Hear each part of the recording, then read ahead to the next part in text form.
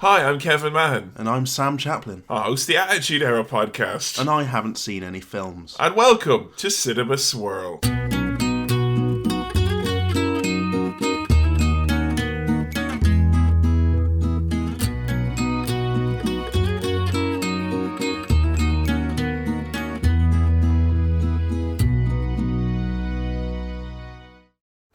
Welcome. It's episode number 16 of Cinema Swirl. It's a Western special. Hello, everyone.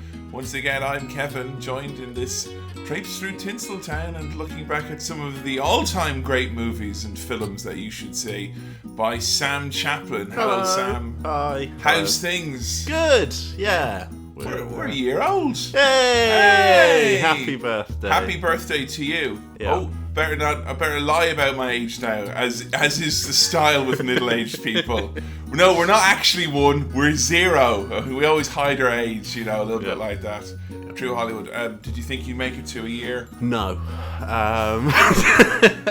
But I'm glad we have. It's nice. It's gone really well this year. It's been a good year. It's been a good year. Yeah. For podcasts about movies and explaining them to someone who's not seen them before. Yeah. 2 seasons of Cinema Swirl. In 1 year, Kevin. Yeah. I'm just saying, we keep it at this rate, you're looking at the same par as Deadwood or Millennium. Yeah. We're on par with Carnival. I'm just saying. Yeah. That's how you measure things. I mean, who knows if we'll get cancelled? That's the network's decision. But I'm hope that they do pull some shit on us, because that means there'll be something to talk about in the season 3 DVD box set. Yeah, I suppose. That's I like that you're going to fork out for the extras. It's going to take up space on your bookshelf. Yeah. You might as well have those stories in that goss. Season 3 will be out on Yahoo Screen for everyone to enjoy. Wait, is that a thing? Community, the most recent season of Community was on Yahoo Screen. Yahoo Screen? Yahoo Screen. It's because straight away that just sounds like a pirate site that is of Chinese origin where I stream pay-per-views. It's not Netflix, the main one. It's not Amazon Video, the other one. Yeah. It's not Hulu, the third one. I mean, I will say one thing about Amazon before you run them down. No. It is the only video-on-demand service. While browsing, I was also able to erroneously order some wart removal cream. Yeah. So, I mean, can your Netflix do that? No, it doesn't recommend products as well as things to watch. So Yahoo Screen. Yahoo Screen season 3 of Cinema Swirl. Seriously, I think if we can hook that up as that'd be a nice. I think that'd be a nice anniversary for us. Yeah. 1 year in, just finally thoroughly selling out.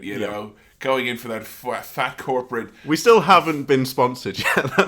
I think we've been setting our sights too small. Yeah. We've been pissing away with nickel and dime bullshit. Yep. Going after sodas and vibrators and whatnot. We need to go for the king of the internet, the people who run Silicon Valley. And I'm talking about Yahoo. And Ask Jeeves, we're coming for you too. Don't you think we forgot about you? MySpace or Space. It's what it's going to be. Yeah, taking over. 2K16. Yeah, leave comment on a GeoCities page if you're on board with that. Check that out. Episode du jour. Yeah. This one was an interesting vote. Westerns. Yes. And it was around a week into the voting of this that I realised that regardless of which one people vote for, this is going to be like a borderline a sleepover. Yeah. Because these are some fucking long movies. Yeah. They sure are, Kevin. And the one that won tonight, which was Good, the Bad and the Ugly, which is widely considered to be one of the greatest movies of all time, clocking in at an impressive... Have you counted the minutes? Well, we always get our films from the DVD shop around the corner, legally. I was looking on the back of the box. It's damn near 3 hours. Damn near 3 minutes very shy. Close to 3 hours, which leads me to believe that The Good, the Bad and the Ugly are 3 separate 1 hour films. Because that's the only way a film can be 3 fucking hours. Yeah, well, before we get into chatting about this movie too much, let's perhaps... I don't know if you can tell that I'm not fully in the mood for a 3 hour I don't know. Maybe if we dip into the mailbag and you can hear your jingle, that might cheer you up.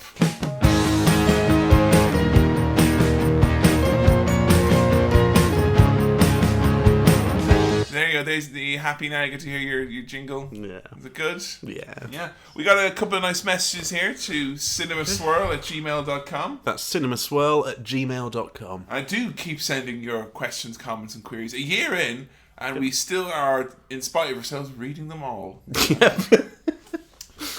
We got a question here from Christopher Smith asking if we're going to do Return of the Jedi in time for episode 7. Well, now, he's asking now if we're going to do episode 6 in time for episode 7. But I think that's kind of ridiculous because we're planning on doing episode 6 and episode 20. Episode 7 could be done at any episode time in the future. I mean, it might be 30 even if we do episode 7. But that is too many numbers. And what's this guy asked us here to do Return of the Jedi in time for episode 7? Mate, episode 7 was months ago. Yeah. You know, literally months ago. Yeah. It is the plan to do episode 20, Return of the Jedi. Yeah. Yeah. So whenever we get to that, that's what we're doing. That's what we're doing. In terms of episode 7, the new Star Wars. Yeah. The Force either is awakened or unleashed. It's one of those. Yeah. Would you be up for going to see that in the cinema? Absolutely. Yeah. I think we thought before about doing swirling at the cinema. It's actually called The New Star Wars. The New Star Wars. Or the J.J. Abrams Star Wars. The one problem about doing Cinema Swirl at the cinema, so we'll put this as an asterisk beside that, is when we say let's go do a Cinema Swirl, it goes no. That's literally what happens there is Sam usually goes for a wee. Mm-hmm. I get like glass of water. Yeah. Maybe some Pepsi. Some snacks might be consumed. And then we sit down, we watch the movie. That's quite... I mean, if we were to actually go get in a car, go fucking drive somewhere, park... Yeah. That's a whole other theme, I'm just saying. Also, we make quite a lot of notes during the film, and cinemas are famously dark. Oh, I thought you were worried about maybe they'd come in and say that we were breaking writing down the script. You're writing down all the best gags, taking sketches of all the best moments, like, you know. Oh, I did a great finger painting scene of the main blowing up bits from Avengers 2. They kicked me right out, they did. Yeah. Paper and pen are a recording device that, you know. I do like the idea as well of the do-do-do-do, and then coming back and we're like out of breath. We've run home. Good question, though. Yeah. Hello, Mr. Mahan and Mr. Chapman. This comes from Darren Gamble. Hello. What is the most unusual/different film you have ever saw? Well, I've not seen any films, so... Have you ever called it a weird as fuck art house movie, or... I've talked about seeing Human Centipede 2 before. Yeah. Yeah, that was pretty weird. That's probably it, yeah. That was upsetting. I saw that documentary about theories about The Shining. And you saw that before you had seen The Shining? No, I saw it after The Shining, but it was alright. Was that unusual? It felt a bit weird watching it. God, the vibe of it. We may have to do some sort of... Not more so than The Shining, but yeah. Maybe we should do some sort of unusual swirl. Yeah, sure. That might be an idea for... Send in some unusual films that we should see. What are classic unusual films? I would say 2001 A Space Odyssey is one you haven't seen that would definitely be unusual. Have you seen unusual films, Kevin? Well, I mean, I've seen The Usual Suspects, but... I mean, I don't want to be a complete fucking cop out and go like, oh, I saw a David Lynch movie. But honestly, Inland Empire, David Lynch movie. Not heard of that. There's rabbit head people in it, and it's I fucking love David Lynch. Like, I adore Lost Highways, one of my favorite movies. I love Twin Peaks. I think he's awesome. I even have his album. That movie. We could do some sort of Lynch swirl, maybe. I don't know if they're big enough, the films. It might be. I mean, I think it would be arguable that we could do a David Lynch swirl. Okay. But yeah, I went to see Inland Empire just because it was the new David Lynch movie. Yeah. They might as well call it the new David Lynch movie. Yeah. I went to see it all hyped up, going, it's going to be weird. And it was so unusual, but it was also nearly 4 hours long, if not just about that. Wow. So, like, that was unusual and fucking miserable. Yeah. It was fucking horrible. No more than sitting through a 4 hour thing you think you're meant to enjoy, and that's meant to define you as a person. And then 4 hours is pretty indulgent. That's a fucking long day at the office, let me tell you. Jonathan Allpress writes, Chaplin, I'm calling you out. Okay. A fizzy drink blind taste test contest, mano y mano, at a convenient location. Or are you chickies? This man literally wants to meet you and drink soda. Right.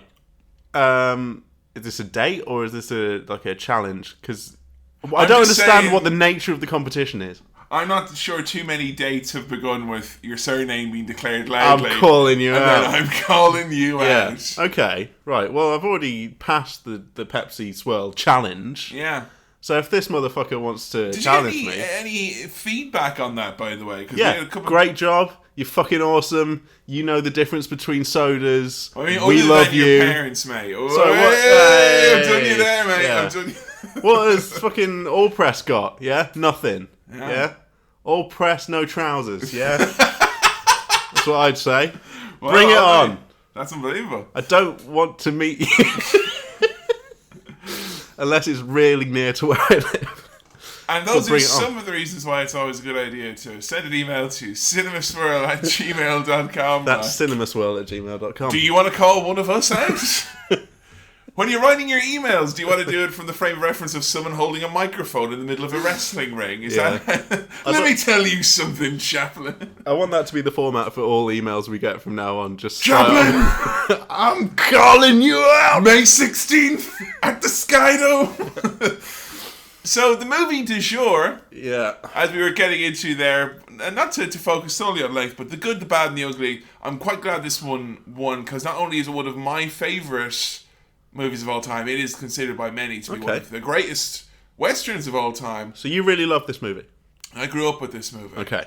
And people would go one beyond, saying not only one of the best westerns of all time, some would say one of the best movies of all time. So we're into that hallowed ground here once again with this movie. This you can't argue that this isn't a classic. This is held in high regard in Hollywood. Okay. Is this movie?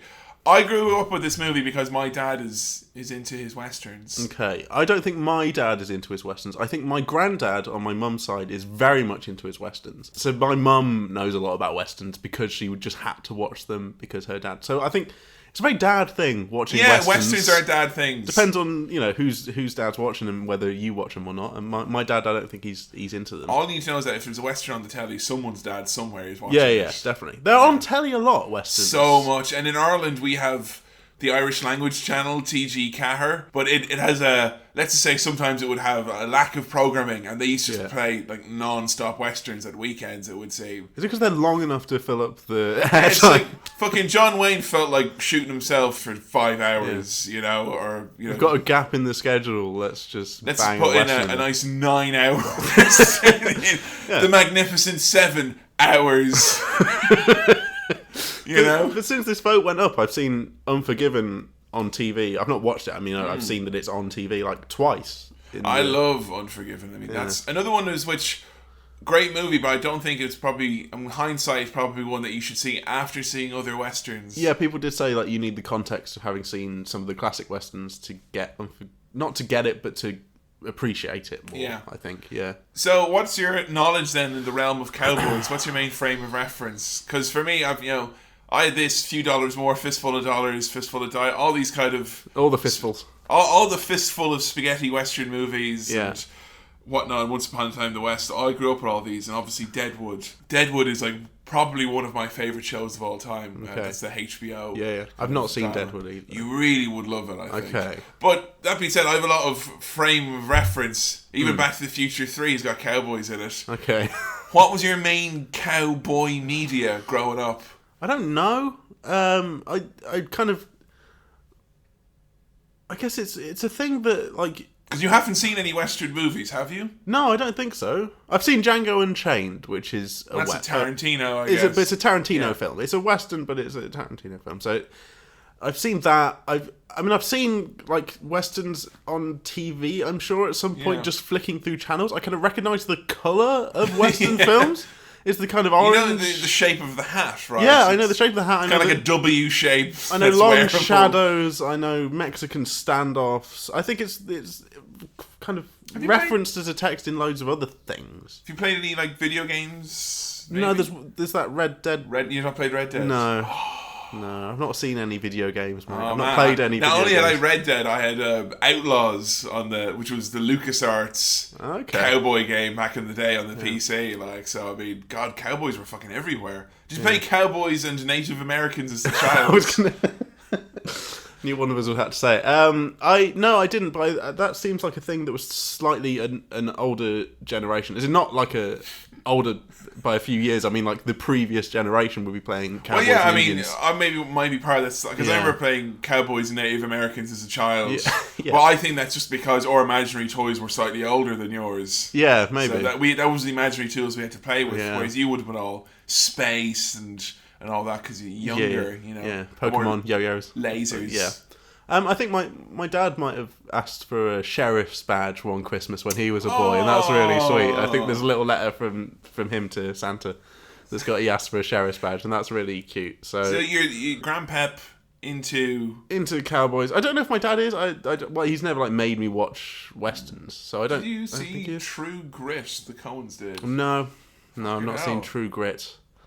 I hear that's very hard to listen to, as in it's just literally it's very quiet and mumbly. It is. Is that what I'm going to get from any western? You're going to get. I mean, you got Clint Eastwood in this. Yeah. That was kind of my next question. Okay. Are you aware of Mr. Clint Eastwood?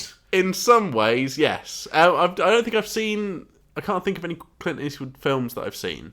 I've seen him at the Republican convention. I knew this. Talking to an empty chair. Yeah. Because I was speaking with Joe, the intern, about this, and she said, you're going to have some time with this. His only frame of reference is arguing with furniture a few years ago. Oh my god, it's one of the worst things I've ever... It's so funny. We've touched on this before, the shared mutual love of proper awkward... Oh. Like, I would put this up there with the Bruce Willis. Yeah. Ashton Kutcher's dad, Bruce Willis. Sometimes Hollywood's sometimes. Now imagine that comeback stretched over an hour, directed to an empty chair. Yeah, it's about 20 minutes his speech, but he's there and he's doing this whole kind of shtick for Mitt Romney, where it's like, all the people in Hollywood are lefties, left of Lenin. But they're not. And he's just mumbling and talking absolute rubbish. And then he starts talking to a chair. In his defense, he's in his 80s. I don't care. He starts talking to a chair and saying that the chair is Obama and asking it questions. And the chair interrupts him. But because there's no one in the chair, it's just him going, what? What do you... It's a madman talking to a chair, right? And... So that's our lead tonight, folks. Yeah. A madman talking to a chair. And he said, apparently afterwards, that he came up with that speech 5 seconds before he made it. And you can fucking tell. But it's such an arrogant thing to be like, yeah, just made it up. Just made it up. Well, hire a writer. Don't talk to a chair. Oh, don't worry, mate. It's only the Republican National Congress. How would they... I don't... get why they'd let him get away with it. I know he's probably...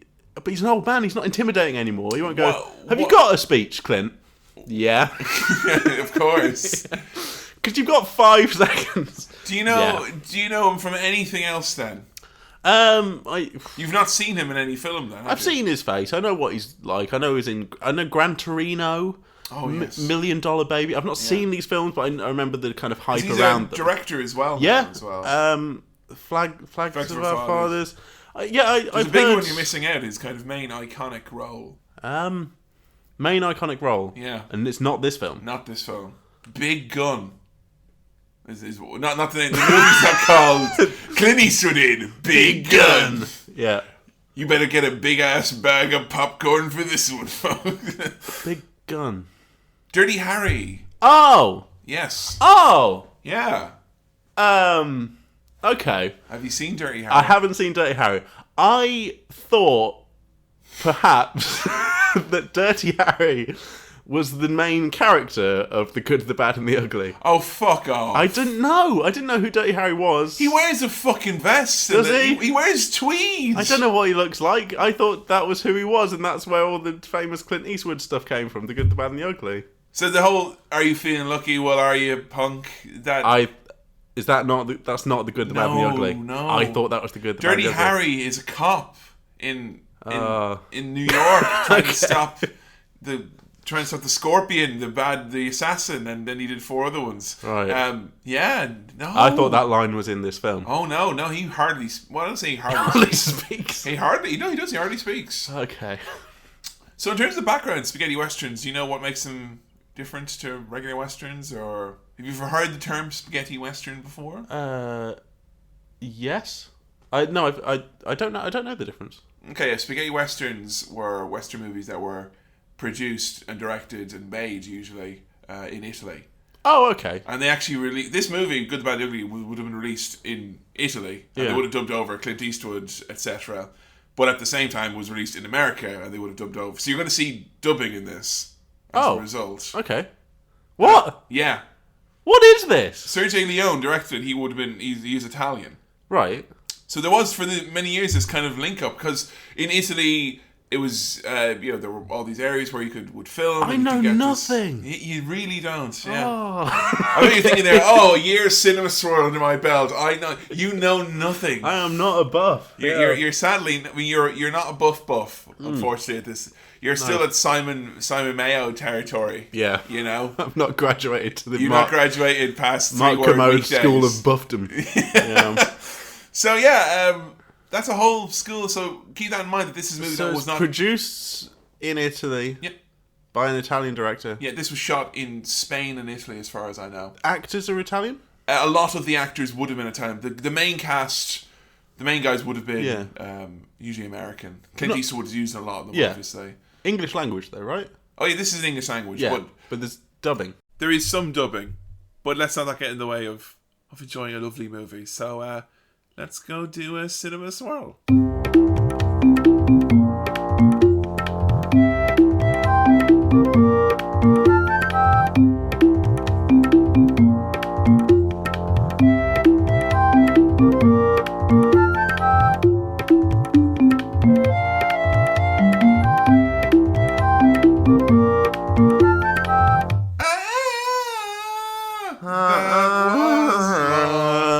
Okay, I do want to say gut reaction, but I'm going to say this with a massive caveat. Yeah. Seeing as before we even started the movie, you were already complaining and grumbling, and the length of the movie had made it the worst night of your life. And we've now got wrinkly skin and big, long, scraggly beards. Here we are. If anyone was wondering why there was a delay between episodes, is that because we started watching Good, the Bad, the Ugly as soon as we finished Cinema Swirl episode 15, but it took all those weeks for that to finally materialize.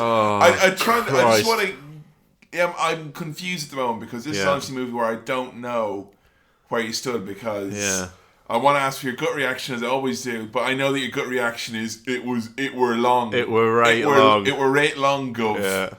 But if we maybe take length out of it, it's hard to take length out of it though.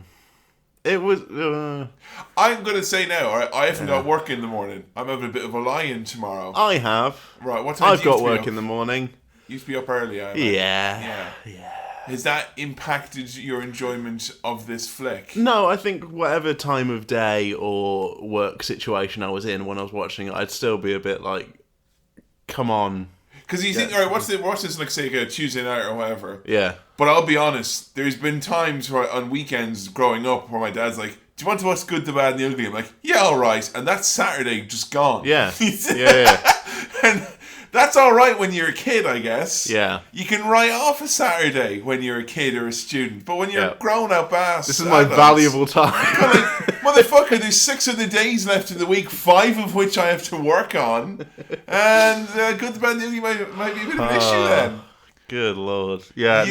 You did fist pump and whoop at a few moments though. Yeah. No, I enjoyed. Eons ago, I did enjoy some parts of it. But that was long. That needs breaking up into 2 parts, I think.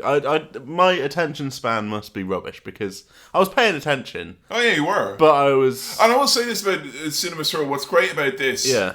Right, I'm not ragging on anyone who does this because I know loads of people who do it and I do it myself. A second screening, or as it's known. Right. Which is kind of like, something's on the telly, you're watching it, but you're checking phone. And one thing you can guarantee with Cinema Swirl, due to the fact that we have to take notes...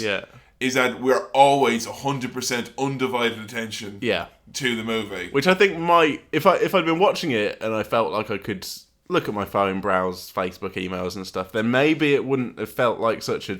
But when you're just sitting there and you've got to watch The Good, the Bad and the Ugly forever... There was a point where we paused it because I think you went to the loo or something like that.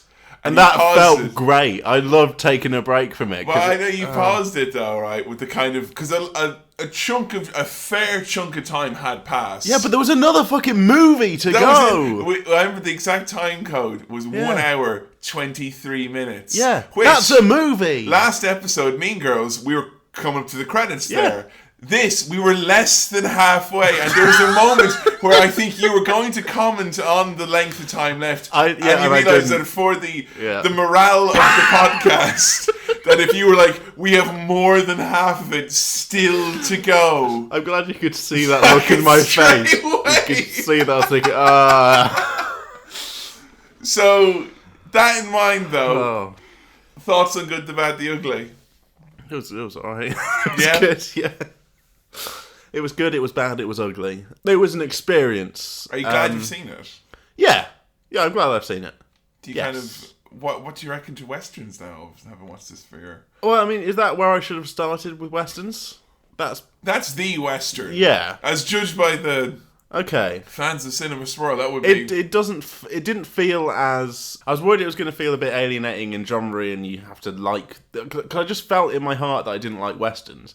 Whereas that was just a movie. Yeah. That didn't feel like, I'm watching a Western. Yeah. I don't like Westerns. It just felt like watching a movie that happened to be a Western. Most Westerns are like that. Yeah, I think I've got a lot of prejudice about Westerns that I don't know where it's even come from. I mean, honestly, as a genre, other than they wear kinds of hats. Yeah. But it's like... I think of Western movies, I just think I don't like them. Like, I think of country music, and I think, I don't like it. But I've not listened to loads of it. I don't know. There must be amazing country songs. I mean, you've not listened to Billy Ray Cyrus, so what the fuck are you even talking about? Yeah, exactly. He is the country musician in the way that The Good, the Bad, and the Ugly is the Western. Well, one thing we can definitely say, though, right off the bat, I know that this definitely impacted...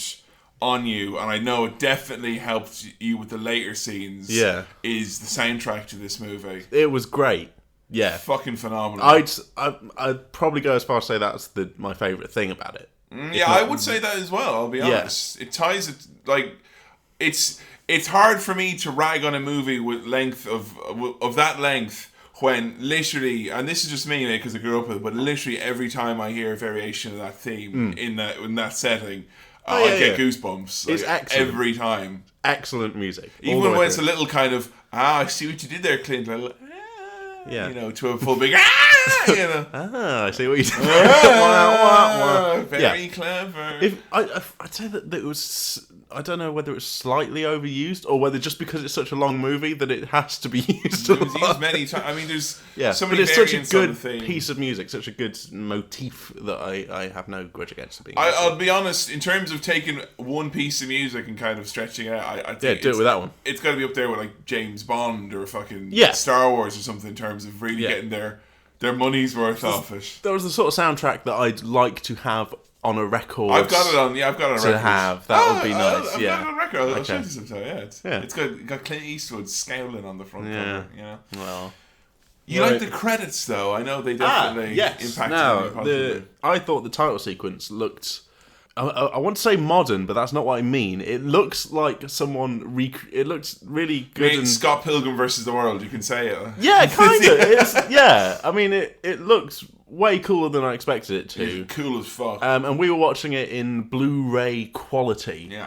I imagine if you watch that title sequence on like a little square telly back in the 90s or something, it would look a bit like, this is Western on telly. But this in big screen Blu-ray quality looked really cool. It's one of the I would not say about many movies, but it's definitely. I love that title sequence. I thought that was any fantastic. movie that has that kind of big title sequence and just the way it's shot as well. This is a lovely movie to see on the big screen. Yeah, and I can see how that can be arranged. Just those titles have influenced loads of other title sequences, and Tarantino, I think, must really like this movie. Oh, Tarantino's obsessed. Because I feel a lot of Tarantino. Yeah.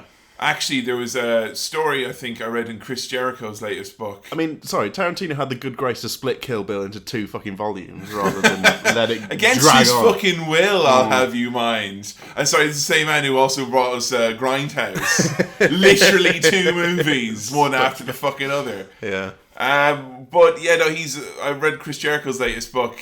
Yeah. Like he was at some fucking dipshit party in Hollywood, right? And Tarantino showed up, and like snuck off with a bunch of like cool people to go watch. I guess I think it was either Good, the Bad, and the Ugly or Fistful of Dollars. It was a Sergio Leone western, and he was like obsessed with like. And Jericho said it was really annoying because he wouldn't shut the fuck up.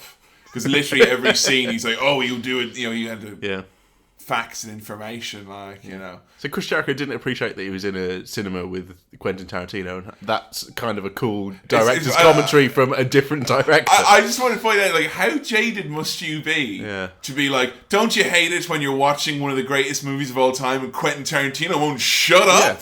I want that to be a feature on most movies, that you get the director's commentary and also Quentin Tarantino's commentary. Yeah, that would be awesome. Definitely. Yeah. So we're introduced to the individual characters. You were correct in that there was a good, there was a bad, and there was an ugly. I wrote that down as like a stupid joke that Kevin will laugh at, that I think there's a good character, I think there's a bad character, I think there's an ugly character. I thought that can't be what this film is. Because you think the good, the bad, you think that means collective. So there's a few good people, a few bad. I thought it was like about the sort of people you encounter in the West. You know, there's the good, there's the bad, there's the ugly, and yet together, marry the three will meet. Exactly. And we're introduced to these characters through like little tiny vignettes at the start. Yeah. Where it freeze frames and goes. Aah! Yes, very funny. And then the name appears. But from the first scene, there's a bit where there's these all these lads all walking slowly with their eyebrows and staring with their big eyebrows. And every shot takes about 5 minutes. And that's how I... Like, if this movie was edited differently, sure, it wouldn't be as good a movie, but it would not be 3 hours long. That's the thing that I was thinking about this movie. But, you know, I appreciate it. I liked... I mean, this is what you just had there. I watched Once Upon a Time in America recently, which is another Sergio Leone movie with Robert De Niro. It's a big gangster movie, and it was like the only gangster movie I hadn't seen. I think it was after we had done the gangster special on Cinema Swirl. Right. And honest to motherfucking God, that movie's again like 3.5 hours. We had to do it in 2 sittings. I literally just couldn't hack it. It's the genre though. It's epic. I know. I feel like we're going on about this a bit, and I will probably calm down. But I'm sure you will. I'm feeling tired. No, but I mean, it is. Yeah. A huge consider, and this podcast is about people who may not have seen these movies. Yeah. And there is I think it's an elephant in the room that definitely needs to be addressed. I mean, the same thing with The Godfather. You know, one of the reasons why I didn't put The Godfather in as a vote, like, very early on. Because, folks, I know that movies are around a century long, okay? I'm aware of, you know? Yeah. And then that's just something to kind of, to bear in mind a little bit, I guess, when you are kind of settling into these movies, which already have the weight of saying this is, I told you this is considered to be one of the greatest movies of all time. Yeah. And when you've got a big runtime like that, you know, it comes up. Yeah. But this long bit at the start, we have these lads looking at each other and walking really slowly and then going into a bar. It's all worth it for the funny freeze frame of the ugly coming out through the thing, freeze frame, and it just having the...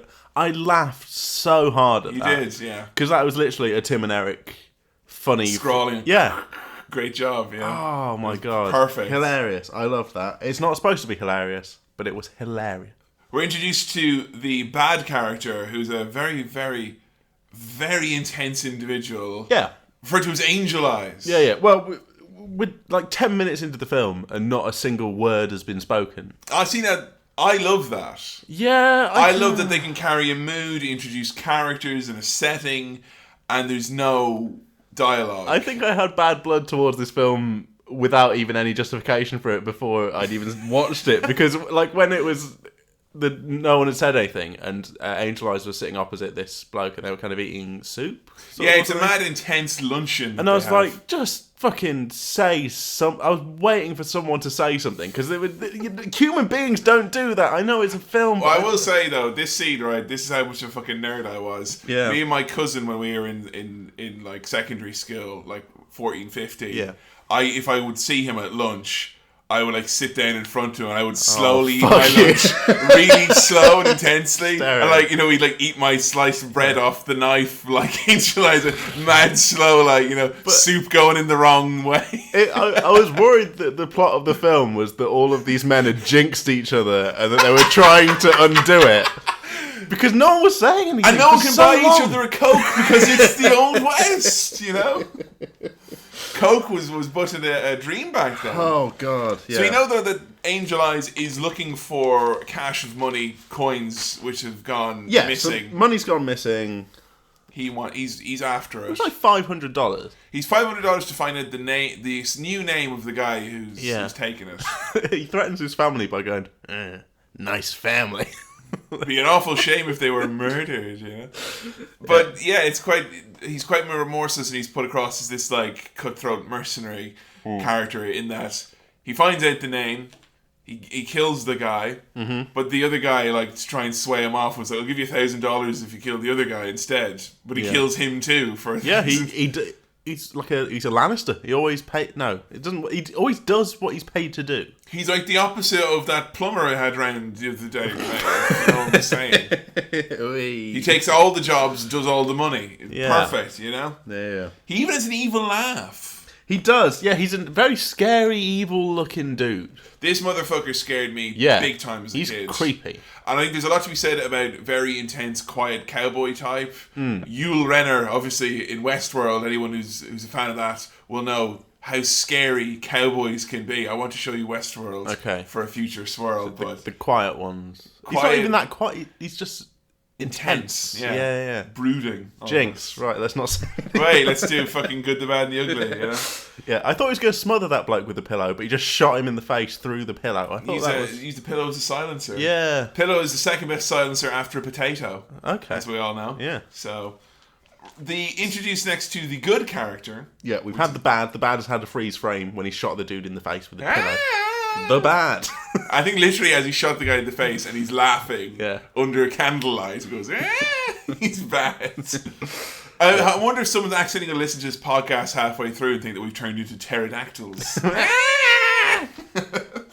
So we're introduced to the good.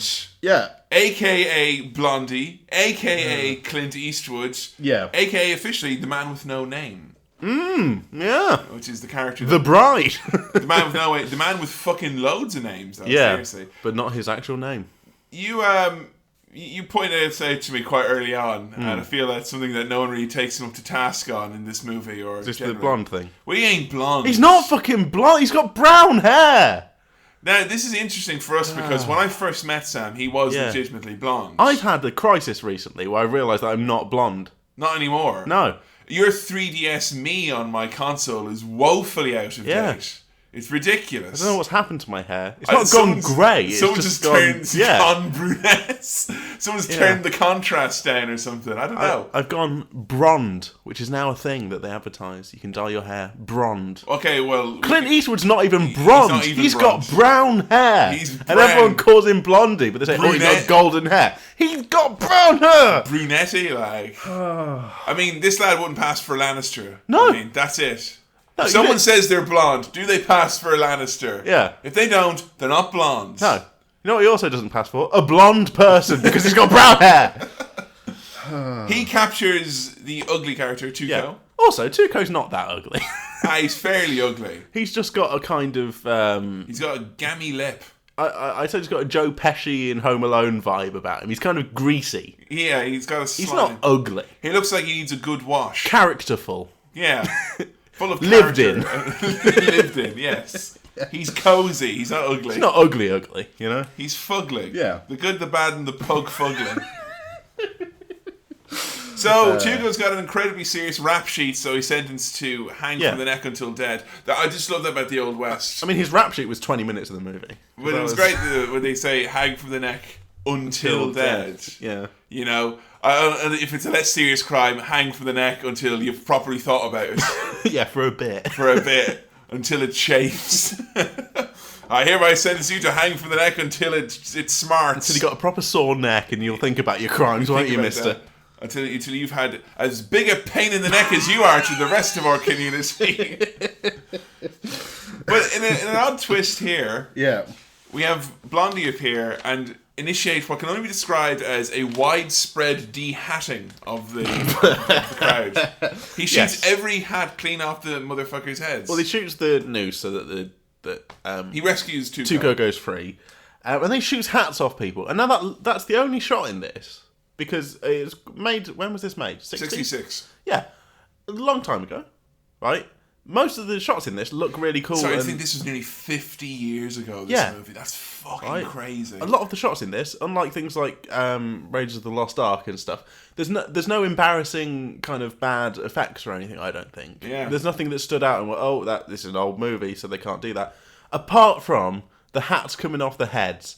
Just look proper silly and stupid. I mean, the problem is that to actually shoot hats off heads is a very dangerous enterprise. But usually results in people dying. The way they shot it, I could just feel that the director was like proud that he was doing it. It was like, how did he do it? Great. Please, Sam Chaplin movie magic. I don't know. I don't know how he did it. Maybe a large fan. This is just an intern being like, right, I've got to pull on this string. I bet Sergio Leone is such a powerful director that he can direct the hats off their heads. Yeah. He's like, and now you go. As whoa! It's in the script, the hat comes off, and the hat's looking at it going, oh, yeah. Okay, this is my cue. Yeah. So yeah, it's a widespread they escape. They basically got a little bit of a real hustle going on here. Yeah, it's nice. Which is now Tuco was worth $2,000. They split the money. Now he's worth $3,000. They're going to go do the whole thing again. And then they swap the suitcases at the end, and then that's. And then Clint Eastwood comes on back of a horse with a big luminous jacket, and everyone just assumes he knows what he's doing, like with clipboards. Yeah. You know. Tuco eats a cigar at one point. He just takes a big bite out of a cigar. He passes him a cigar and he takes a big chew. What point is he trying to prove that he's fucking gross? He's a fucking weirdo. It's like, basically, yeah. I don't ever see anyone eat anything gross. That's kind of generally the point they're trying to prove. Yeah. Fucking gross. Yeah. So, Good abandons Ugly when he realizes that he's probably not going to be worth more than $3,000. He leaves him. He's really not good at... I mean, this is ambiguous bad and ugly at best. And even ugly is ambiguous. Ambiguous bad and pug fugly is our working title here at the moment. But, he abandons him in the desert. He's like 70 miles from water. Yeah. And he's a bit of a dick about it. He is. He's kind of well, I'm sure you'll be able to walk back. Save your breath and you'll go back. So just before that, there's a bit with Angel Eyes where this is the only musical cue that I kind of disagreed with.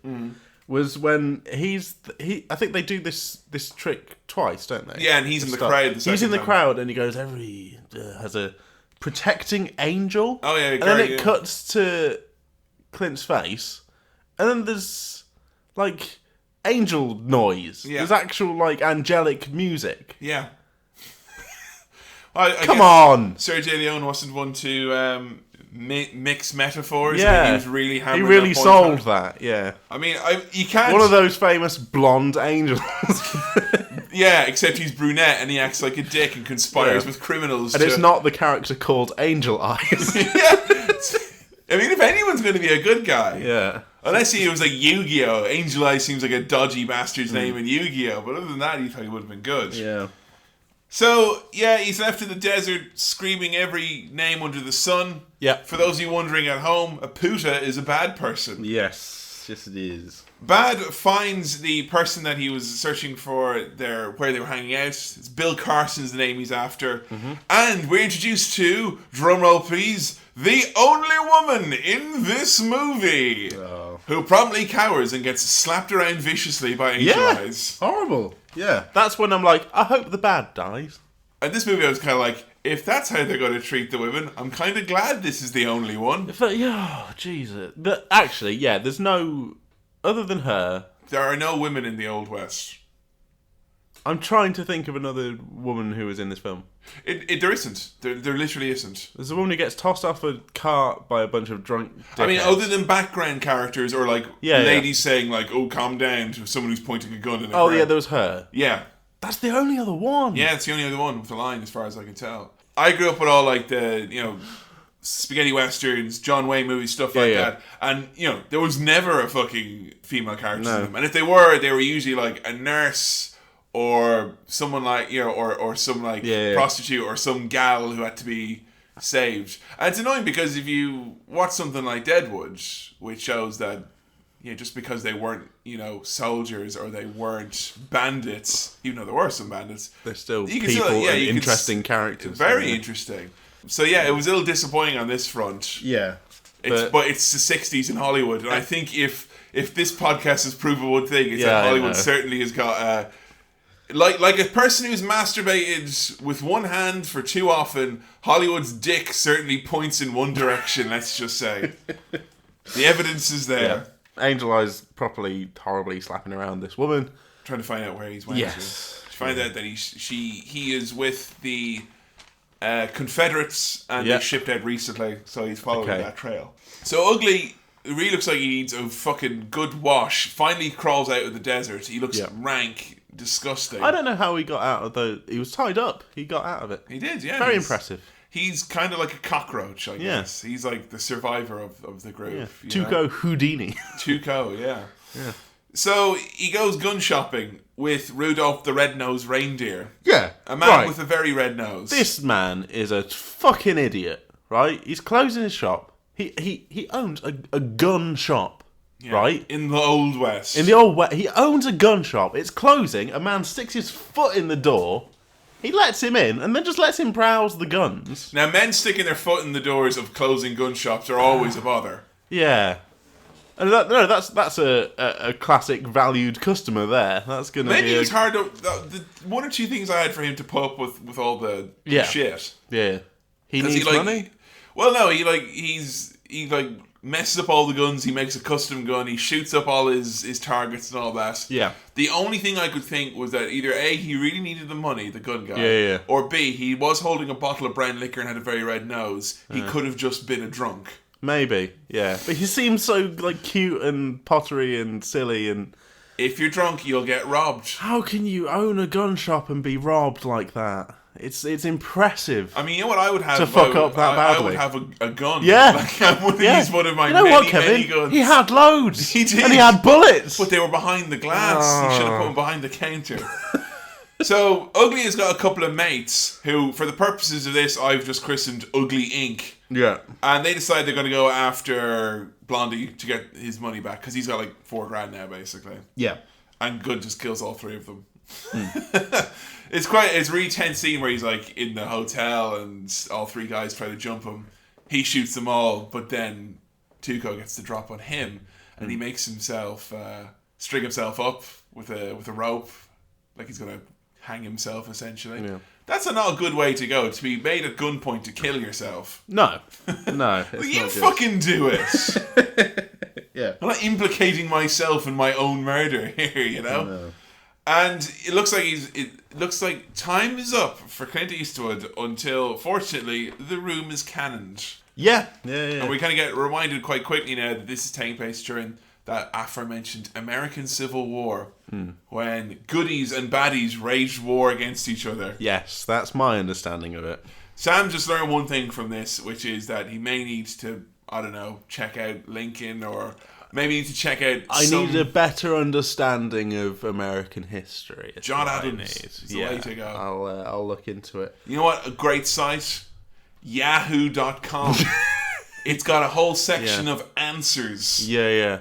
And they've got a whole screen full of cancelled shows. You could go up there, start asking questions in the Yahoo Answers. From what I hear, they're generally above board. Cool. Cool. I also learned that alcohol is a huge motivator in this world, because there's the hotel guy. Is he a hotel guy? Yeah. People just, if you give someone a drink, they'll just tell you stuff and give you things, and everything's fine. And it looks fucking warm out there. Yeah. It's been really warm here recently. And I don't want to drink... On a warm day like this, you don't want warm whiskey. Hot, hard liquor. Ew. Yeah. It'll evaporate in your mouth. No, thank you. A bottle of Oasis? Yes, please. I was going to say, if he turns around with a nice chilled Riesling, yeah, I go, right, put that on ice and I'll do your deed. But, sadly, that's not the case in this harsh whiskey world. But ugly and good. The classic double act. Ugly and good. Ugly and good. So they're kind of going along with this whole he's tied up and has to walk into this big desert thing. Yeah, basically, not only is he ugly, but he's also deeply ironic as well, and he appreciates that. So he decides, because Blondie left him out in the desert. He's going to do the same thing. He's going to do the same thing, except he's going to do it with loads of water on the back of a horse and follow him. Yeah. With his little make fun of him. Princess Peach pink parasol. That he was very cute that he had a little parasol. That's adorable. You got a big yuck when he whipped out the parasol. It was sweet. And there's a gross scene where he's like washing his feet. I love it. When Clint Eastwood looks like he's about to die, and he's washing his feet in the fucking water. Yeah. And you think, oh, he's going to drink the gross foot water. And he wasn't even. He kicks it. Oh. Proper villainous. I actually got really thirsty during this scene. Yeah. I was glad I had my bottle of water. Bottle of foot water beside me. Delicious foot water beside me. Clint's getting real bad sunburn at this point. Truly bad sunburn. Yeah, his face is starting to look like different foods. He gets tracked via cigars. Ugly is he's taking tokes. You know, and he's toking his way to the grand prize of Clint Eastwood. And when he finally gets him, I thought it was quite funny. You got a real mad close-up of Clint Eastwood. There's a lot of close-ups in this movie. Now, forgive me if you don't follow my train of thought here, folks, but it's been a long movie, and this was my thing that I find very funny. I know what you're getting at. There's a mad close-up on Clint Eastwood's face. Yeah, looking very intense. Really intense. Like he's aiming his gun. He's aiming his gun. And all of a sudden, you just see the barrel of a gun appear right up beside him, basically touching his nose, and you just hear that big click noise. Yep. Now, I don't know why, but I think if you change that barrel of a gun to a really erect penis, and it still comes on camera the same way, and still clicks the same way, I just think that's the funniest thing ever. If anyone's good at photoshopping kind of GIFs or videos... I don't know if that's... I'm just saying, you know... Please do that. Don't do it in a public library, obviously. You don't want you to lose your access. No. But I do think that is the funniest thing ever. Yeah. That's my kind of working thing at the moment. Yeah. Yeah, he starts to like different foods. At one point, I thought he looked like corned beef. At another point, you pointed out something that I thought was very accurate. I think this is when he's in the hospital thing. That his face looked like the top of a microwave lasagna. Yeah. So accurate. And I only know that because I went through a brief phase of like looking for really grim Tesco food on like Daily Mail articles about how shit it was. Yeah. And during the horse meat scandal, there were a lot of salacious articles on the poor quality, shitty microwave lasagnas. And they don't char up at the top, they kind of bubble and fester. Yeah, and get a little kind of oily grease that's kind of red. Yeah, and kind of like have this big boil on the front, like with all this white fucking plastic cum that comes out of it. Yeah, I'm sorry if his face looked like that. His face looked like that, basically. Yeah, also looked like browned mince. When I worked at Asda, I was there during the horse meat scandal. Oh, yeah. And they had to quarantine loads of Findus lasagnas. I really wish I'd taken one... anyone turned into a horse. I wish I'd taken one home as a memento. I think that would have been good, but I wasn't brave enough to break the quarantine and nick one from the freezer. Oh, God. Yeah, gross. That would have been nice. Did they incinerate them? I don't know what happened to them. I just know there was a massive pile of Findus lasagnas. It was like, do not touch these open lasagnas. graves as they set on fire, like foot and mouth, like shoveling in the... Oh, Clint also, at this point, where we're talking about his weird-looking face. Yeah. It did look like he had contracted grayscale in quite a big way. Yes. All of a sudden, though, an abandoned cart full of horses comes flying forward. Yeah. For a second, I'm like... Ghost carts! You know, there are ghost carts all over these desert highways. Yeah. And if you were paying super close attention, you'll know that it's the same company regiment that Angel Eyes found out that Bill Carson was. And I Bill wasn't. Carson also had an eye patch, and the guy falls out as an eye patch. And the guy wants water. Yep. And Tuco's like, okay, but not until tell me what you... Yeah. Because the guy, his opening gambit isn't, please give me water, I'm dying. He opens the door, he goes, $200,000, give me water. I'll give you that. It's Noel Evans' new game show. Save a... Water or no water? Water or no water. Save this dehydrated man. Oh, he's not done it. He's gone for the water. But yeah, he ends up dying, unfortunately, this man, before he can get any water. Yeah.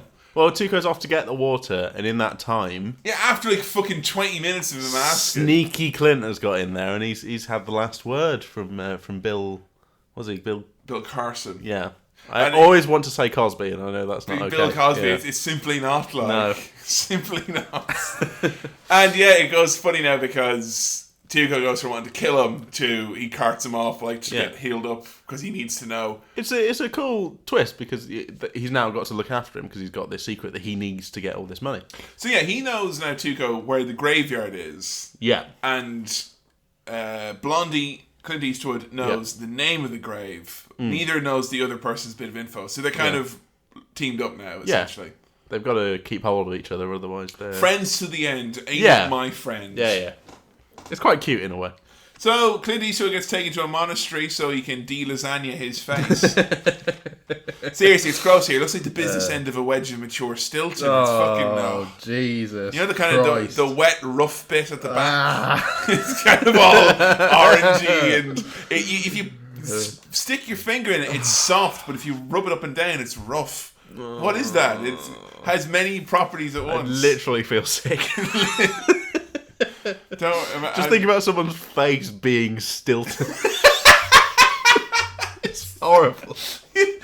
Hey, they say you can have nightmares if you eat cheese before bed, but if you graphically describe it instead, I think that might do the trick, So, Ugly meets his ugly brother, who is a priest. He's quite handsome, his brother, compared to Ugly. Everyone in this movie is ugly. Yeah. But he's finds out that both his parents are dead. Yeah, and he doesn't cry nor nothing. He's okay. Just punches his brother like a bloody bloke would. Yeah. If you find out that your parents had died, would you mourn like a pussy, or would you smack your brother and have a few with your mates? Pretty obvious which we'd all go for. The Pepsi choice. So Ugly's now got his sort of X Factor sob story, which is quite nice. That his mum and dad have died, and he wasn't there because he was too busy being a ruffian. And he had to be a ruffian, didn't he? Because he didn't want to take the easy priest option. I like that in Ireland, it was like he became a priest or a doctor. Yeah. And the Old West is he became a priest or a bandit. Yeah. And some would say that the NHS are bandits, if you know what I mean. So they're dressed up now in the full regalia of the Confederate army. So they weren't grey. Yes. Yeah. This was difficult for you because I don't think you knew which one was which. I just consider the Confederates the baddies, but I know that might... Well, it kind of is true, but it's also... It's complicated. It's easy in the sense that when you had army men growing up, the grey ones were the Nazis and they were the baddies. I'm not saying that the Confederates were Nazis, but obviously the fucking same choice of colour uniform. Yeah. It's a naughtier side. Yeah. No side that's trying to stop slavery being abolished could be described as not being at least a little bit evil. And blue feels nice, doesn't it? Blue, the other one, blue. Yeah. Blue's a good colour. Blue's the goodies. Blue want to abolish slavery. That's easier to make the case for goodies. Yeah. I mean, come on. They want to have slavery. Can't you at least say they're a little bit batty?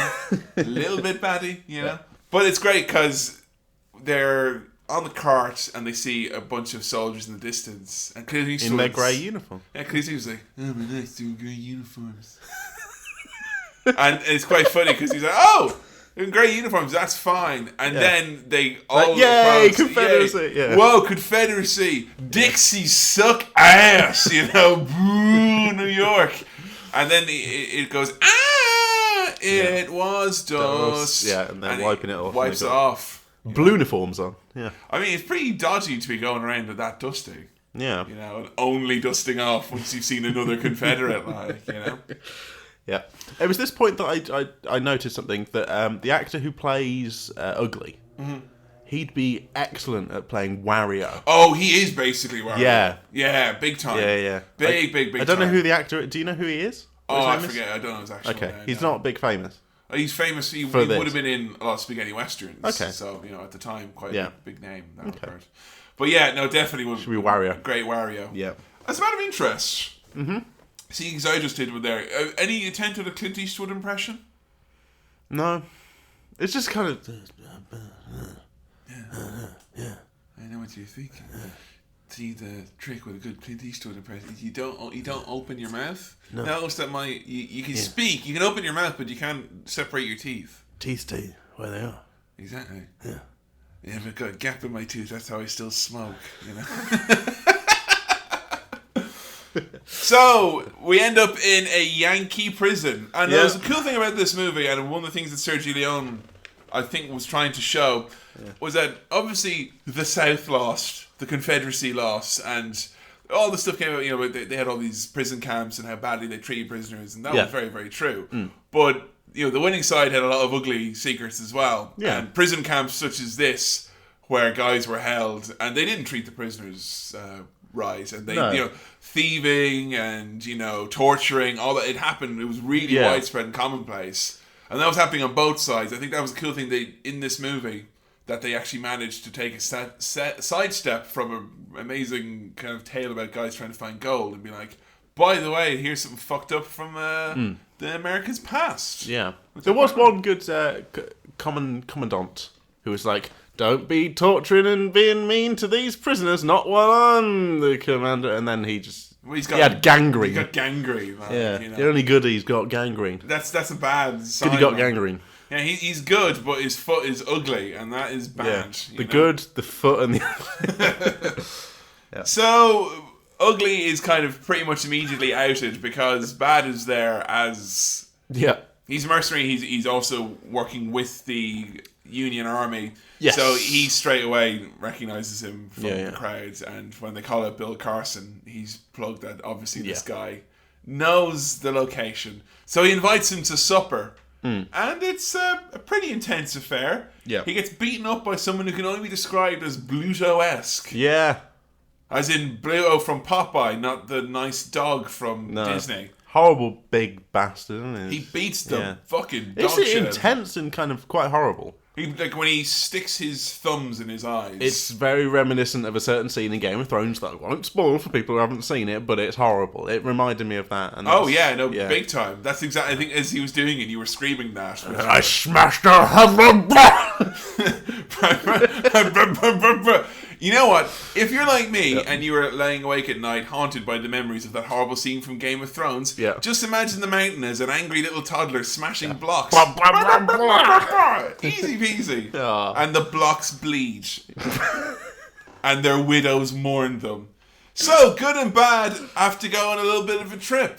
Yeah. We know, obviously, now that... Because Blondie doesn't get beaten up, because Bad knows that he wouldn't talk from getting beaten up. He knows that he won't talk. He says he's not that he's tougher than Tuco, but he's smart enough to know that him telling him the name of it isn't going to save him. Ugly's a dingbat, and he'll just talk. He's a survivor, and his instinct is to tell him that, if I tell him this, I'll get out. So Bad knows the name of the graveyard now as well. So they're going on a little bit of a trip, taking some men with them, and he's basically going to take him to the graveyard and more or less force him when they're there to do it. When they're camping en route to the graveyard, Clint is just laying back, looking cool while he's asleep. He dresses good, I think. He dresses really well. When he has that poncho later on, he really works that. I like that, but the outfit he had there, I was like, that would be cool now. Oh yeah, dusters are cool. Yeah. They just are. Yeah. But he's lying there with like one baby finger on his gun, which I think is very cool. Yeah. And he literally shoots a man in his sleep. Yeah.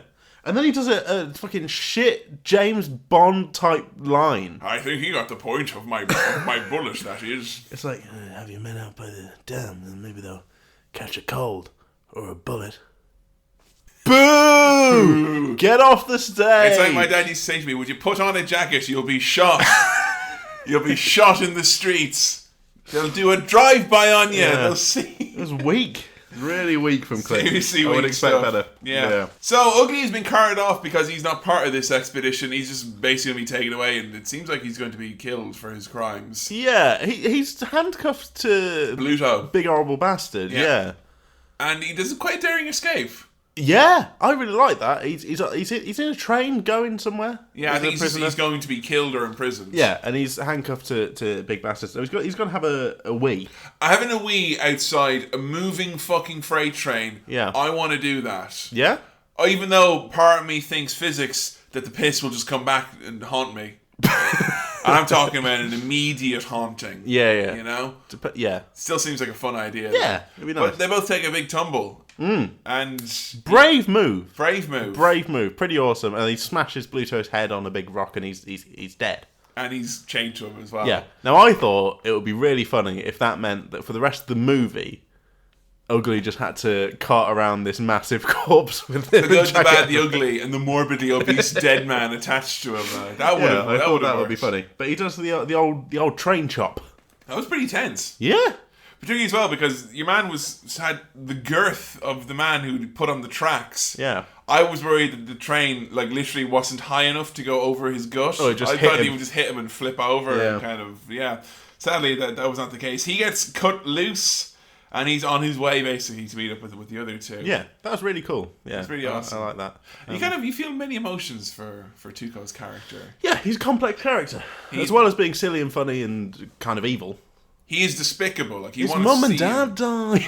You want him to. You want him to be caught at points in the movie, and there are points in the movie where you definitely want him to. I think that's the best kind of villain/hero character. I do like it as well because a lot of Western movies would have just followed the good and the bad, and that's kind of that. I mean, that's really it. I think having this different character, having an ugly, really changes things up. Yeah. That's why I think we're missing on Cinema Swirl. We obviously got good and bad. We need an ugly. Not got enough ugly because we're just too fucking handsome. We are. We really are. Podcast can only go so far. I've realised now we're kind of quite a way into talking about this film that I feel better about it. Do you? Because I'm talking about it in retrospect and I'm not fucking exhausted from just watching it and thinking, come on.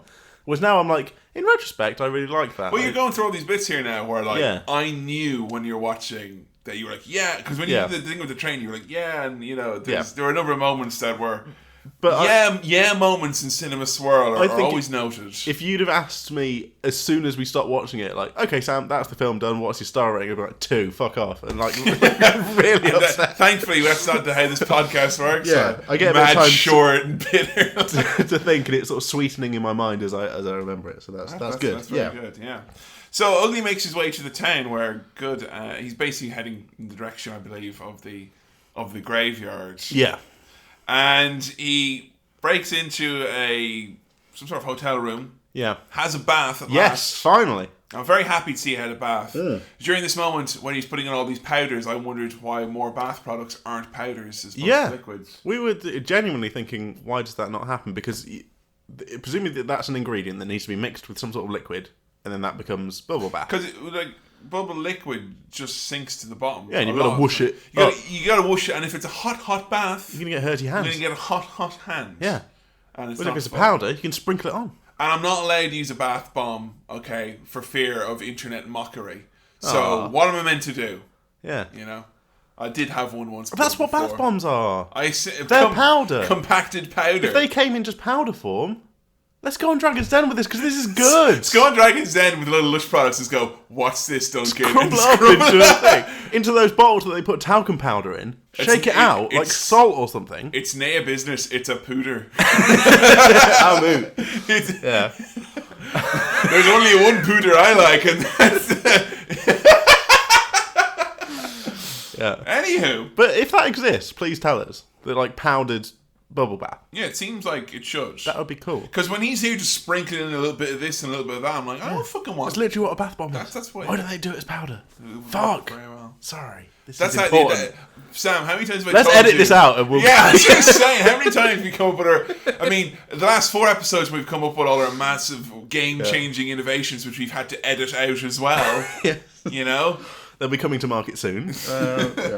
There's a real cool moment here where one of the guys in the very first scene who was in the confrontation... Now, I thought he was going to be important because you see his face straight away at the start. You see this big, weird... Ugly. Yeah, it was a distinctive face, though, so you recognise him when he comes back.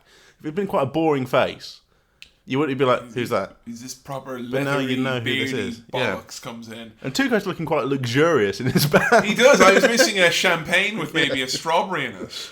Yeah. And he does some shooting in the bath. It's great because the guy's like, I'm going to kill you. And it's basically Han and Greedo all over again. But when Tuco shoots him cold dead when he's in the bath and doesn't even flinch, you literally whooped. Yeah, that was awesome. That was funny and cool. Yeah, that's what you want in action. It's a good combo. You know, you want that kick-ass, funny, satisfying, someone dies. You really want you can sink your teeth into it. Yeah. So Ugly and Good meet up again and they form their new tag team once again, which I've referred to as Ugly Goods. That's good. That's a good name. Ugly Goods. Ugly's got his willy out while they're meeting up again and reconvening. And he pointed a good at him and put your drawers on. And he doesn't for ages.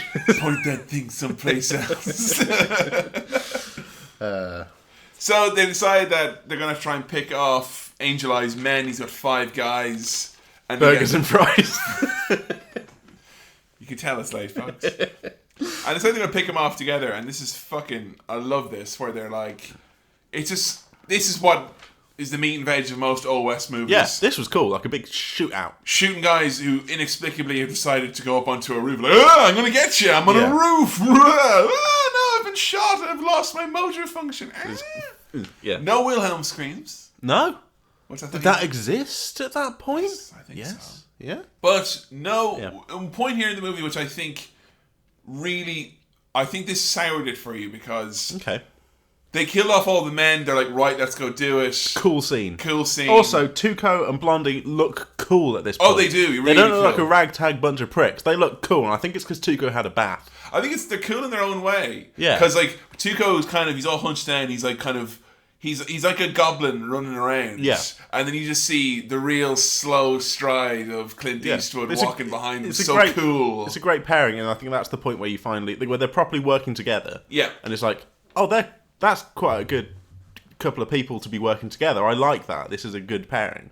Now, the next scene that comes, though, really fucking soured you, because we hit that nice sweet spot, but then they decide they have to pass through drunk Captain George Clooney's camp. And they go back to another Union camp. Felt like the end of the movie, that shootout. That could have been near the end. Yeah, and it wasn't. I'm getting angry again.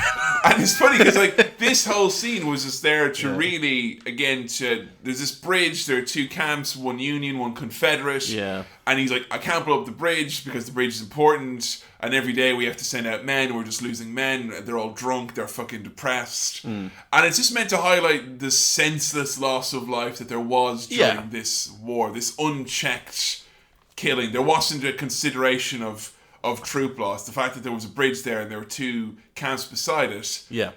You know, that wouldn't happen in modern warfare for a number of reasons, but it wouldn't have happened in like even more recent warfare because they know that sending a same troop of guys, you're sending people to their grave every day. Yeah. And that's what they did here. And the captain's properly drunk. Yeah. Like, I feel though... Jack Sparrow style, stumbly kind of... Yeah, you said Captain Jack Sparrow. Yeah. And I said Captain Jack Daniels. It's very funny. Because, I mean, like, you know...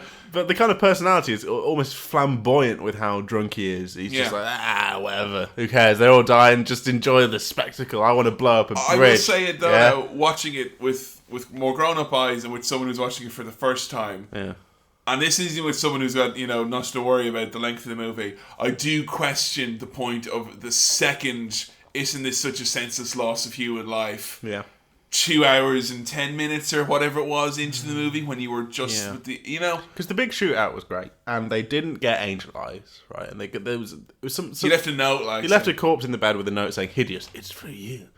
And then they were on the way to the grave, and I thought, okay, they'll meet up with Angel Eyes at the grave.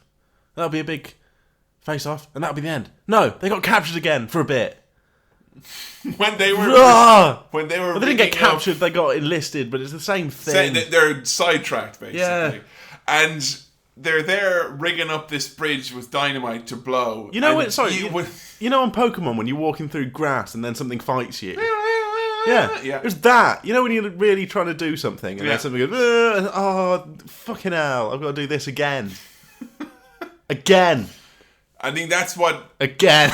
That's what Tuco and Blondie needed, is that they should have had super Civil War rappel. Yes. And that would have protected them for 500 paces. For 45 minutes, it would have been... When they were rigging up this bridge with dynamite to blow, you turned to me and said, "Please go to the fucking grave." Which on its own actually sounds like a really threatening thing to say. Seriously. Can you imagine? Please go to the fucking grave. You've embarrassed me at the funeral. Now please go to the fucking grave. When they were rigging up the thing with explosives, because they did that so that... Why did they do that? They did that so that the fighting wouldn't be focused there because there wasn't a landmark anymore, which means that the soldiers would move away, which means that they would be able to cross. And the captain would be happy because he wanted a bridge blown up. Yeah. I can't work out why. Why does he want to blow up the bridge? He wants to blow up the bridge because the only reason they were fighting there is because there was a bridge there. Okay, and he just wanted to blow it up so they wouldn't. And he was like, if there was no bridge there, we wouldn't be fighting. Yeah, captain was dying, he got his dying wish. Yeah. Now, when they were rigging up the explosives, the war seemed to stop for a bit. Everyone was like, let's just take a break while these lads... Because you can't do a lot of tying up and wrapping round, so we'll just leave these lads to do what they're doing. And I do like the fact as well that they have time to swim away. They managed to cross a river, and Clint Eastwood literally comes out of a river and dusts himself off, and he's fine. He's just completely dry. Yeah. It's a very video gamey type thing, isn't it? Where you just come out of water and then you're suddenly just dry in the sun, I guess. Yeah. That's how hot it is. Yeah. They arrive at the graveyard. Yeah. Sam gets his wish. I love this shot. Well, no, you see the explosion, then you see loads of cannons for a bit, and then they fall asleep, and his bum's in the air. And then they head towards the gravesite. I'm just dragging this out because this is how I felt watching the movie. And then they go to the grave. I do like there's a point where they meet a dying soldier, yeah, and he gives him his coat, and he's like, looks like he's about to die, and then he gives him like a little token, his cigar, and then he dives, thus proving that smoking kills. Yeah. And then he comes back alive again and captures them for another half an hour of the movie.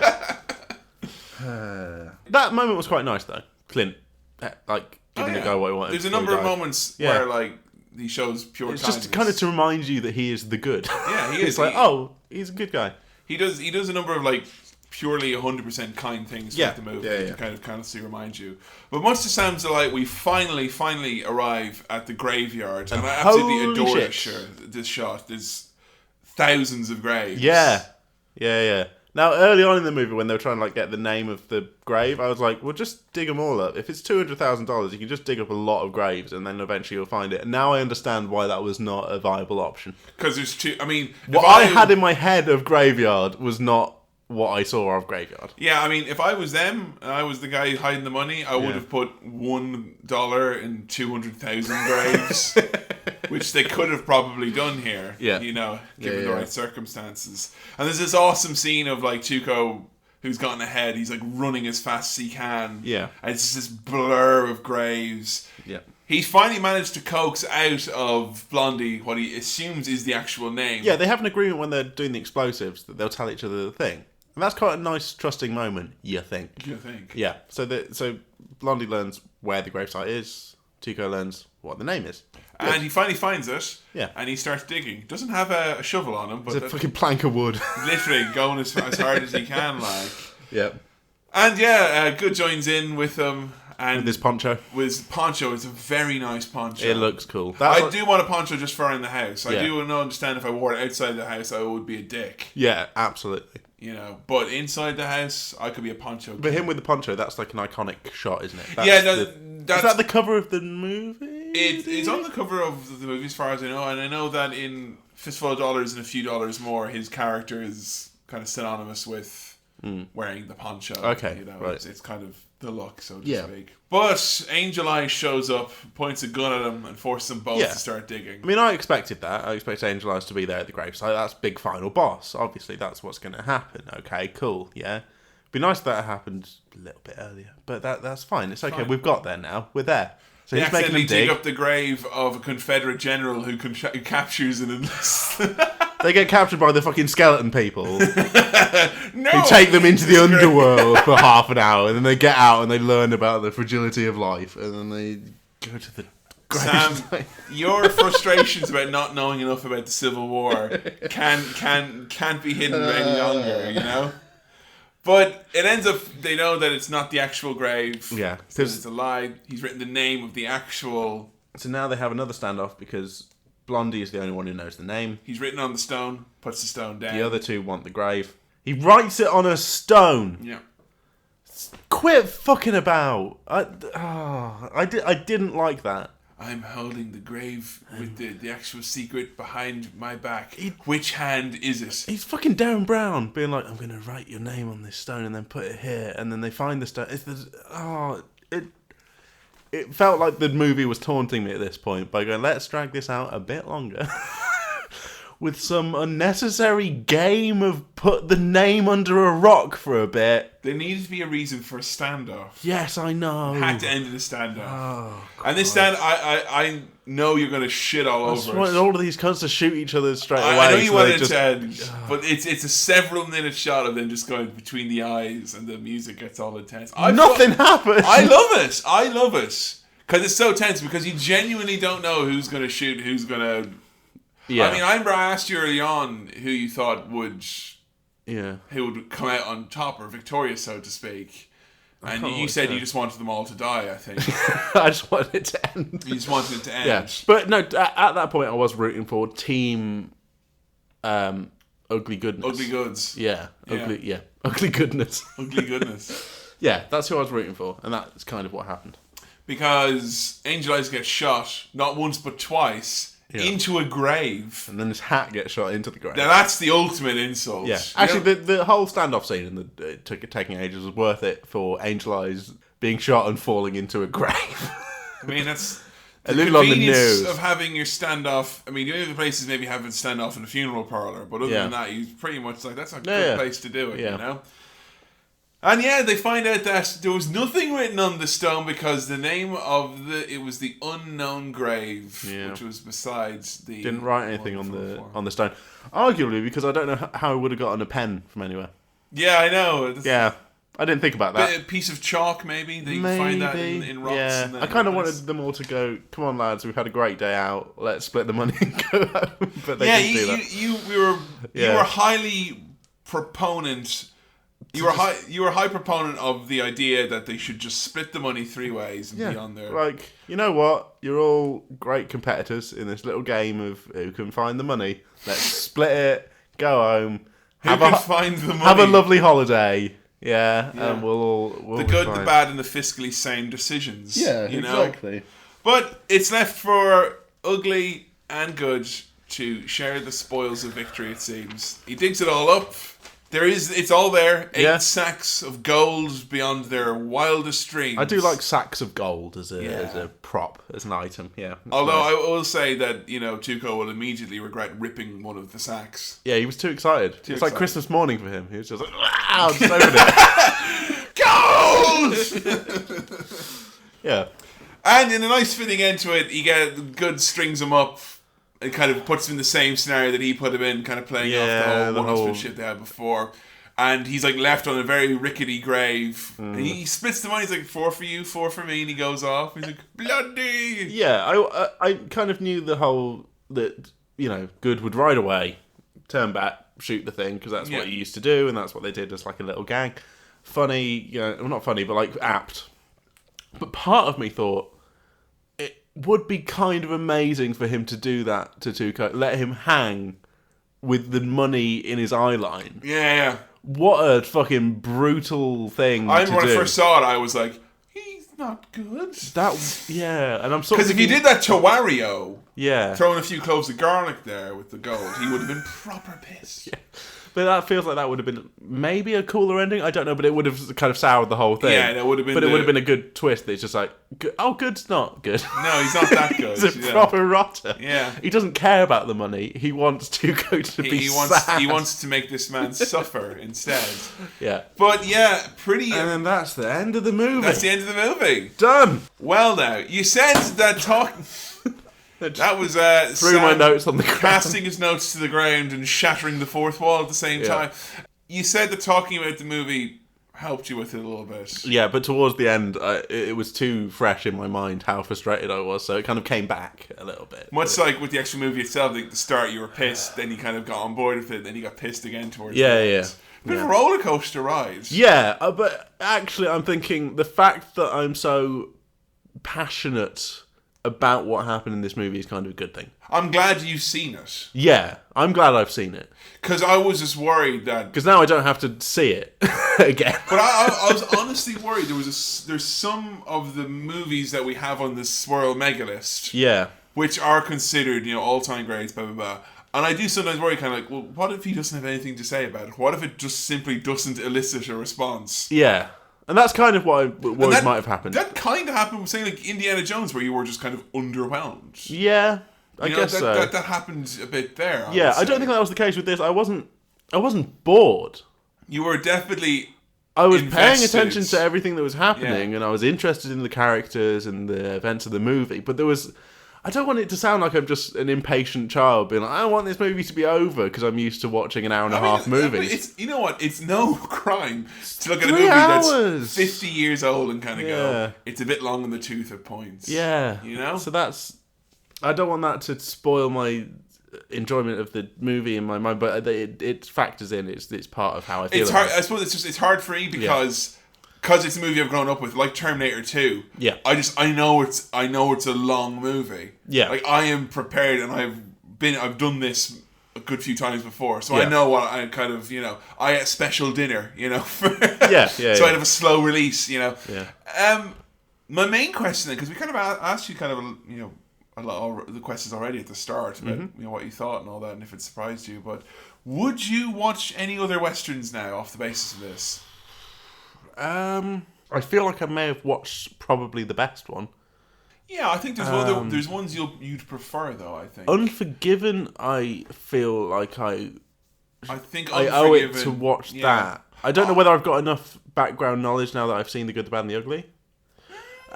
Maybe one or two others. Yeah. But honestly, Unforgiven, I would definitely say check that out. Once Upon a Time in the West, which we had in the swirl, people in the comments were like, "Oh, that's a really fucking long movie.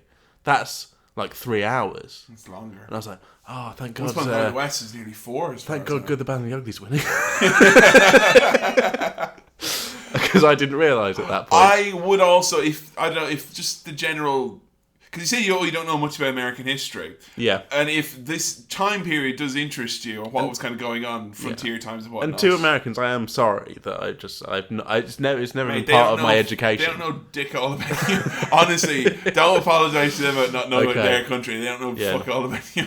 I feel like I should, but I just don't. If you're upset with Sam, tweet in with an explanation of why the Tudors were bad. But I would suggest Deadwood wholeheartedly. Yeah. Given your love of good TV drama. Yeah, I'm a box set fan. Yeah, I think that Deadwood would really be up your alley, because I think a lot of the things that you liked in this, there's even though it's a much different kind of show and it's much more developed in terms of the characters and the representation and whatnot, you do still get your badass moments, your cool characters. And I think a lot of what you liked here, you'd see. Yeah, I imagine the episode of Deadwood is like 50 minutes. It is, yeah. And then you can have a fucking breather or do something else for a bit. Yeah. Yeah. I'll tell you what, I'm off now to celebrate my 36th birthday. Yeah. Oh, God. It's been long, but now I'm at the end of the experience. I feel okay about it, and I feel happy. I feel I should wait a day and ask you for your star wipe rating. Just if the podcast now cuts to like a phone conversation. Sam, what did you think? Yeah. Then you know what's happened, that we've given it a bit of breathing room. No, but I'm glad we experienced this together. It's been cool. It's Star Wipe time. I don't feel like I can give it 4, but it's not bad. So I'm torn about this. I feel weird about this. Well, I want to say 3.5 is my instinct. Okay, so I'm going to say 3.5 Star Wipes, but that might change. That feels like it's going to change. We'll have to at the start of the next episode. But until then... 3.5 Star Wipes. You heard it here first.